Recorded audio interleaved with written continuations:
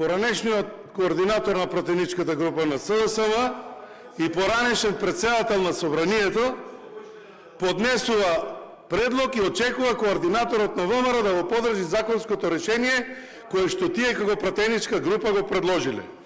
Да, ако беа нови пратеници и луѓе кои што прв пат се појавуваат во политиката. Да се чудише работава во нашава држава.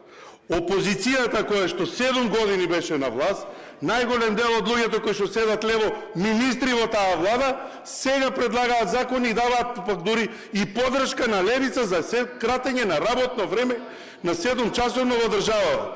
Популизам, колеги мои, популизам. И кој ви ја кажа стратегијата да излегувате со закони од ВМРО ДПМН е најмалку што направил ви излажал. Платформата 1198 содржи конкретни проекти кои што ВМРО ДПМН ги има ветено и ќе каже и ќе ги реализира. Дури реализираме работи кои што ги нема во таа програма. Дали платформата е реализирана или не, најмалку имате право вие да зборувате.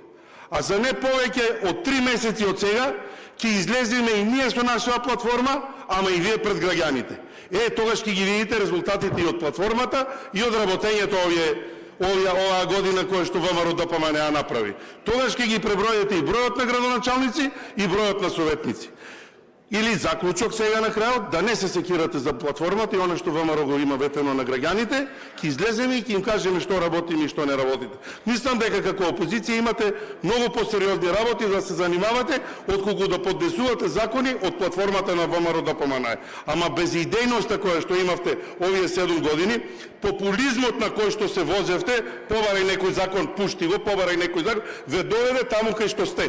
Затоа оставете да се направи проекти, да се направат мерки, да се дадат на граѓаните и да се реализираат во даден момент кога што ќе треба. На крај на денот граѓаните ги ценат тие работи, а многу брзо ќе имаме соочување да видиме дали вие сте направиот пат или ние сме направиот пат. Благодарам.